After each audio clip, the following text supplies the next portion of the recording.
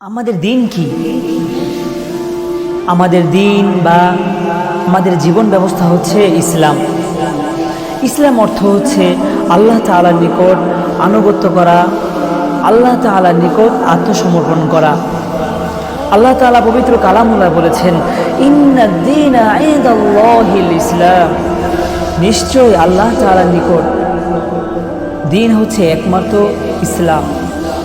আল্লাহ তাআলা পবিত্র কালামুল্লাহ আরো বলেছেন, وَمَن يَبْتَغِ غَيْرَ الْإِسْلَامِ دِينًا فَلَن يُقْبَلَ مِنْهُ وَهُوَ فِي الْآخِرَةِ مِنَ الْخَاسِرِينَ وَمَن يَبْتَغِ غَيْرَ الْإِسْلَامِ دِينًا, যে ব্যক্তি ইসলাম ছাড়া অন্য কোনো দিনকে গ্রহণ করবে, ফালাই ইয়াকবালা মিনহু, তার থেকে সেই ধর্মটাকে কিছুতেই কবুল করা হবে না, গ্রহণ করা হবে না, এবং সে আখিরাতে ক্ষতিগ্রস্তদের অন্তর্ভুক্ত হবে। আল্লাহ তাআলা পবিত্র কালামুল্লাহ আরও বলেছেন, আল-ইয়াওমা আকমালতু লাকুম দীনাকুম ওয়া আতমামতু আলাইকুম নি'মাতি ওয়া রাদিতু লাকুমুল ইসলাম দীনা।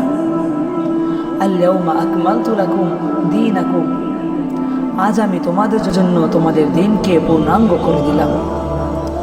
ওয়া আতমামতু আলাইকুম নি'মাতি, এবং তোমাদের প্রতি আমার নিয়ামতকে পূর্ণ করে দিলাম। ওয়া রাদিতু লাকুমুল ইসলাম দীনা, এবং তোমাদের জন্য ইসলামকে সন্তুষ্ট হিসেবে গ্রহণ করলাম।